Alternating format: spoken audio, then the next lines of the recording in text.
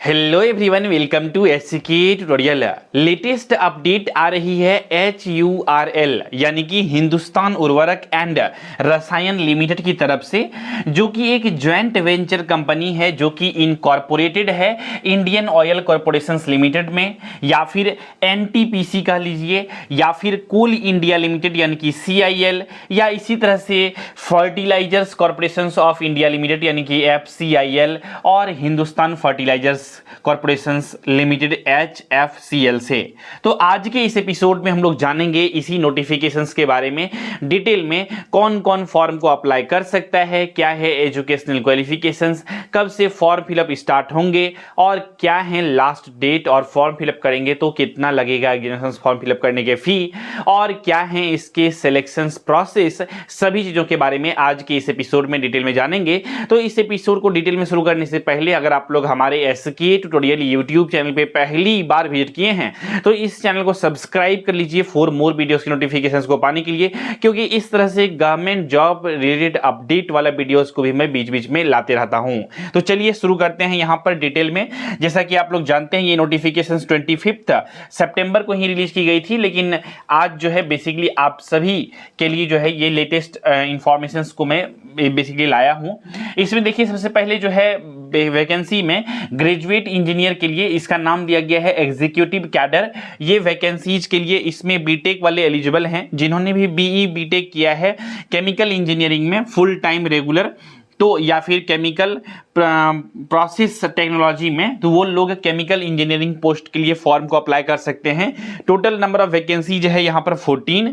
इसी तरह से ग्रेजुएट इंजीनियर में ही अगर इंस्ट्रूमेंटेशन के लिए वैकेंसी निकली है 15 सीट के लिए। अगर आपने full time regular engineering degree किया है बेसिकली इंस्ट्रूमेंटेशन एंड कंट्रोल में, या फिर इलेक्ट्रॉनिक्स इंस्ट्रूमेंटेशन एंड कंट्रोल में, या इंस्ट्रूमेंटेशन एंड इलेक्ट्रॉनिक्स में, या इलेक्ट्रॉनिक्स एंड इंस्ट्रूमेंटेशन में, यहाँ पर पूरा चीज़ें दी गई है, तो ये लोग बेसिकली अप्लाई कर सकते हैं। ठीक है, इलेक्ट्रॉनिक्स एंड इलेक्ट्रॉनिक्स यहाँ पे इलेक्ट्रिकल सब जो ब्रांच है ये सभी लोग अप्लाई कर सकते हैं इंस्ट्रूमेंटेशन पोस्ट के लिए। इसी तरह से बीटेक अगर आपने इलेक्ट्रिकल से किया है या फिर इलेक्ट्रिकल एंड इलेक्ट्रॉनिक्स इंजीनियरिंग से किया है तो बीटेक इलेक्ट्रिकल वालों के लिए 6 वैकेंसीज है, इंस्ट्रूमेंटेशन वालों के लिए 15 वैकेंसी है, जो कि बेसिकली यहाँ पर कह सकते हैं एग्जीक्यूटिव कैडर के लिए है। इसी के साथ नेक्स्ट जो वैकेंसी है वो डिप्लोमा होल्डर वाले कैंडिडेट के लिए, यानी कि जिन्होंने भी डिप्लोमा किया है उनके लिए वैकेंसी है, जिसको कहते हैं नॉन अनआयोनाइज्ड सुपरवाइजर्स इसको कह सकते हैं। इसमें basically diploma in chemical engineering जो कैंडिडेट किया है उसके लिए, केमिकल इंजीनियरिंग वालों के लिए 130 वैकेंसीज है, जो कि अच्छा खासा वैकेंसी बोल सकते हैं इसको। 130 पोस्ट के लिए वैकेंसीज आया है। यहाँ पर गौर से समझने की बातें यहाँ पर है कि 3 years full time diploma in chemical engineering या केमिकल टेक्नोलॉजी या केमिकल प्रोसेस टेक्नोलॉजी तो है ही। अगर आपने BSc किया है basically 3 years full time degree physics chemistry math से, तो भी आप अप्लाई कर सकते हैं इस फॉर्म के लिए। आगे बढ़ते हैं, यहाँ पर डिप्लोमा में ही बेसिकली इंस्ट्रूमेंटेशन वालों के लिए 15 सीट के लिए वैकेंसीज को रिलीज की गई है।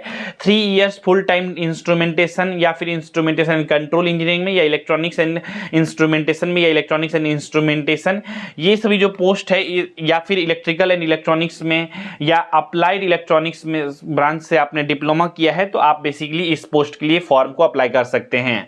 तो इस तरह से डिप्लोमा और बीटेक वाले कैंडिडेट जो है बेसिकली फॉर्म को अपने अपने अकॉर्डिंगली, अपने पोस्ट के अकॉर्डिंगली अप्लाई कर सकते हैं एजुकेशनल क्वालिफिकेशंस के आधार पर। अब बात करते हैं यहाँ पर हम लोग डिटेल में कि बेसिकली 2 पोस्ट है, एक तो ग्रेजुएट इंजीनियर का पोस्ट है और एक है डिप्लोमा इंजीनियरिंग का। तो यहाँ पर जो बेसिक इंफॉर्मेशन दी गई है वो ठीक है। Natures and period of the engagement यहाँ दिया गया है कि यहाँ पर जो है जब सक्सेसफुल हो जाएगा completion of training, the candidate will be consider for the absorption of as a engineer या ऑफिसर लेवल, उसको मतलब एज्यूम किया जाएगा ट्रेनिंग कंप्लीट हो जाने के बाद। और इसमें क्या होगा, सक्सेसफुल होने के बाद इसमें ट्रेनिंग पीरियड कंप्लीट होने के बाद कैंडिडेट को जो है ना कंसीडर किया जाएगा कि वो जूनियर इंजीनियर असिस्टेंट के रूप में grade 1 junior engineer assistant grade 1 की पोस्ट के लिए डिप्लोमा होल्डर वालों को कंसीडर किया जाएगा after the training period. And इसमें बेसिकली ऑफिसर लेवल 1 कंसीडर किया जाएगा एग्जीक्यूटिव कैडर में। आगे बढ़ते हैं, पेज एंड पर्क्स के बारे में हम लोग समझ लेते हैं। देखिए दोस्तों, ग्रेजुएट लेवल इंजीनियर जो होगा उसका बेसिक पे 40,000 रहेगा, उसमें HRA यानी कि हाउस रेंट अलाउंसेस और एकोमोडेशंस इसमें ऐड होंगे। तो सैलरी जो है वो 40,000 से लेकर के 1,40,000 के बीच में रहेगा, प्लस इसमें बेनिफिट्स वगैरह सब भी मिलते हैं। टोटल अगर CTC की बात करें पूरा साल भर का पैकेज का, तो 13.92 लाख का रहेगा अप्रॉक्स में। इसी तरह से डिप्लोमा होल्डर कैंडिडेट के लिए अगर मैं बातें करूं तो मिनिमम बेसिक पे जो रहेगा 23,000, इसमें HRA जुटेगा यानी कि हाउस रेंट अलाउंसेस और एकोमोडेशंस, यहां पर हो जाएगा ₹23,000 से लेकर के 76,200 रुपीज प्लस तक का बेनिफिट्स मिलेगा। अगर इसका मैं CTC का बात करूं तो 7.7 लाख का अप्रॉक्स में पैकेज रहता है। आगे यहाँ कहते हैं selected candidates will also be entitled for provident fund and ये सब चीजें बेसिक इन्फॉर्मेशन है, जो कैंडिडेट सेलेक्टेड रहेंगे वो प्रोविडेंट फंड के लिए इंटाइटल्ड हो जाएंगे। इसी के साथ आगे बढ़ते हैं दोस्तों, यहाँ पर बेसिक लीव के बारे में दिया गया है। कैजुअल लीव जो है 12 मिलेगा, रिस्ट्रिक्टेड हॉलीडेज 6 और सीक लीव्स वगैरह सब। इसके बाद सर्विस एग्रीमेंट, बॉन्ड वगैरह सब इसमें जो है, ये सब चीजों को तो आप लोग फॉर्म को फिलअप करने टाइम देख सकते हैं कि ग्रेजुएट इंजीनियर ट्रेनिंग के लिए जो 4.5 लाख का बॉन्ड बढ़ाया जाएगा जब एग्जाम पास कर जाएंगे ज्वाइनिंग के टाइम पे, और डिप्लोमा इंजीनियर के लिए 2 लाख का बॉन्ड बढ़ाया जाएगा। मेडिकल फिटनेस वगैरह का बेसिक क्राइटेरिया दिया गया है, कट ऑफ वगैरह सब, ये सब चीजों को आप लोग देख सकते हैं। इसके बाद बात कर लेते हैं यहाँ पर मिनिमम एज का क्या रखा गया है। मिनिमम एज जो है बेसिकली यहाँ पर ग्रेजुएट इंजीनियर या ट्रेनी के लिए मिनिमम 18 ईयर्स रखा गया और मैक्सिमम 30 ईयर्स। ये जो मैं बातें कर रहा हूँ मिनिमम एज और मैक्सिमम एज का, अनरिजर्व कैटेगरी को कंसीडर करके, ठीक है। इसमें +3 ईयर्स और +5 ईयर्स, +3 ईयर्स ओबीसी के लिए और +5 ईयर्स SC/ST के लिए ऐड कर सकते हैं आप लोग। डिप्लोमा इन इंजीनियरिंग यहाँ पे जो है 18 से 27 साल रखा गया है। सिलेक्शन प्रोसेस क्या होगा, इसमें सिलेक्शन प्रोसेस के बारे में हमने ऑलरेडी इसको पढ़ लिया है। तो इसमें बेसिकली कंप्यूटर बेस्ड टेस्ट होंगे, आपका कंप्यूटर बेस्ड टेस्ट को आपको देने होंगे। ये जो CBT एग्जामिनेशंस होंगे इसी के आधार पर मेरिट लिस्ट बनेगा। अब CBT अगर एग्जामिनेशंस होगा तो, और इसी के आधार पर मेरिट लिस्ट भी बनेगा, तो CBT में एग्जामिनेशंस के पैटर्न क्या रहेंगे, क्वेश्चंस क्या क्या पूछे जाएंगे, किस तरह से पूछे जाएंगे, कितने क्वेश्चन टेक्निकल, कितने क्वेश्चन नॉन टेक्निकल के रहेंगे, उसको भी हम लोग देख लेते हैं। दोस्तों यहाँ पर देख लीजिए, क्लियरली लिखा हुआ है सिलेबस ऑफ CBT टेस्ट। तो यहाँ पर देख लीजिए, ग्रेजुएट इंजीनियर ट्रेनिंग के लिए जो है ना 100 क्वेश्चन आएंगे कोर्स से, यानी कि 100 क्वेश्चन आपके टेक्निकल सब्जेक्ट से रहेंगे। अगर आपने केमिकल इंजीनियरिंग किया है या फिर इलेक्ट्रिकल इंजीनियरिंग किया है या इंस्ट्रूमेंटेशन इंजीनियरिंग किया है तो आपको यहाँ पर ट्रेड रिलेटेड 100 क्वेश्चंस देखने को मिलेंगे, और 50 क्वेश्चन जो रहेगा वो नॉन टेक्निकल सेक्शंस के रहेंगे, जो कि 50 क्वेश्चंस जो रहेगा कॉम्बिनेशंस रहेगा जनरल इंग्लिश का, क्वांटिटेटिव एप्टीट्यूड का, रीजनिंग का और जनरल नॉलेज या जनरल अवेयरनेस का, ये सभी का कॉम्बिनेशंस रहेगा। कितना क्या रहेगा, कितने कितने मार्क्स के, उसके बारे में डिटेल में हम लोग बात करेंगे दूसरे वीडियोज में। इसके बाद हम लोग बात कर लेते हैं यहाँ पे डिप्लोमा इंजीनियर ट्रेनिंग के बारे में। तो फॉर डिप्लोमा होल्डर्स के लिए यहाँ पर वही चीजें रहेगा, सेम बेसिकली टेक्निकल क्वेश्चंस रहेंगे, ठीक है। डिप्लोमा जो केमिकल इंजीनियरिंग वालों के लिए भी मैं बता देता हूं यहाँ पर syllabus. Diploma in electrical engineering जो किया है या फिर इंस्ट्रूमेंटेशन से किया है उसके लिए तो सिलेबस क्लियर है कि इलेक्ट्रॉनिक्स या फिर इलेक्ट्रिकल से क्वेश्चंस आएंगे 100 क्वेश्चंस, ठीक है। और 50 क्वेश्चंस नॉन टेक्निकल से रहेंगे, जो कि जनरल इंग्लिश रहेंगे, मैथ्स रहेंगे, रीजनिंग रहेंगे, जनरल अवेयरनेस रहेंगे।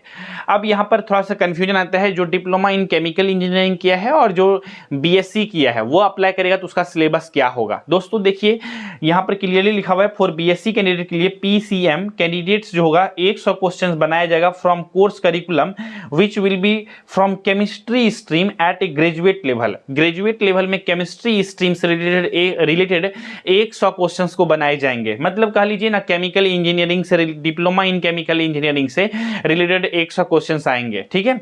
तो इस तरह से आप लोग को प्रिपरेशन करनी है। 50 नॉन टेक्निकल, 100 टेक्निकल के क्वेश्चंस आएंगे।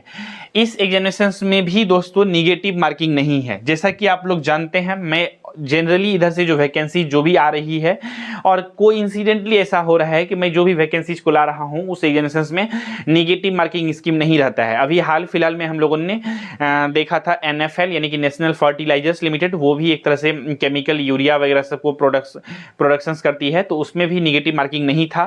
उसी तरह से यहाँ पर IOCL एग्जामिनेशंस को भी हम लोगों ने जस्ट दिया है, तो उसमें भी निगेटिव मार्किंग नहीं थे, और उसी तरह से इस एग्जामिनेशन में भी निगेटिव मार्किंग नहीं है, इसीलिए आप लोग इसको अच्छे से एग्जामिनेशन के फॉर्म को फिलअप करके एग्जामिनेशन को दे सकते हैं। तो इसमें भी कोई निगेटिव मार्किंग नहीं है।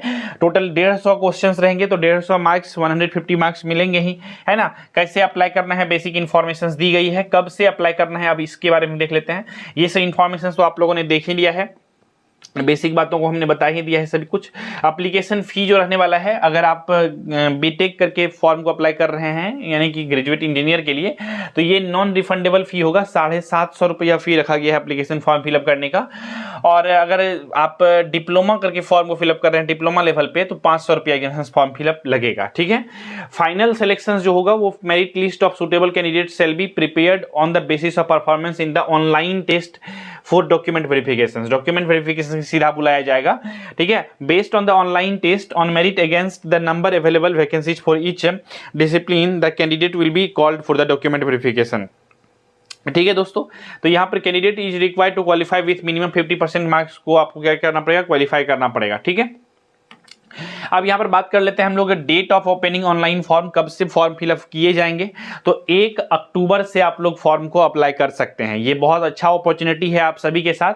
1 अक्टूबर से आप लोग फॉर्म को अप्लाई कर सकते हैं। इसके बाद लास्ट डेट जो है कब तक अप्लाई कर सकते हैं, 21 अक्टूबर तक इस फॉर्म को आप अप्लाई कर सकते हैं, ठीक है दोस्तों। इसके बाद आप लोगों का जो एज का क्राइटेरिया है या कोई भी चीजें जो है उसको कंसीडर किया जाएगा 30 सितंबर 2024 से। तो आई होप आप लोग इस सभी चीजों को समझ गए होंगे। किसी भी तरह का डाउट, क्वेश्चन, कंफ्यूजन अगर इस नोटिफिकेशन से रिलेटेड रह जाता है आप सभी को अगर है, तो इस वीडियो के कमेंट सेक्शन में लिख के पूछ सकते हैं। और अगर आप लोग इस एग्जामिनेशन का प्रिपरेशन करना चाहते हैं पूरा कंप्लीट रूप से, तो आप लोग जो है सिंपल में गूगल प्ले स्टोर से SK ट्यूटोरियल ऐप को डाउनलोड कर सकते हैं और प्रिपरेशन कर सकते हैं हमारे ऐप पर, हमारे बैच में एनरोलमेंट लेने के बाद। उम्मीद करते हैं सभी चीजें समझ में आ गया होगा।